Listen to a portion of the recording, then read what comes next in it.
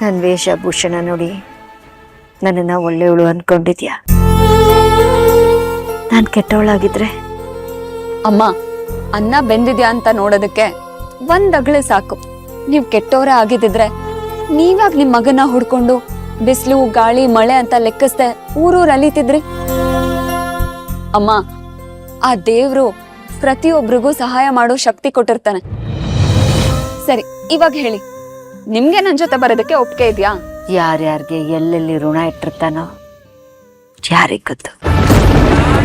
ಸರಿ ನಡಿ ಮಗಳೇ, ನಾನು ನಿನ್ ಜೊತೆ ಬರ್ತೀನಿ. ನನಗೆ ನನ್ನ ಮಗ ಸಿಕ್ಕಿದ್ರೆ ಸಾಕು.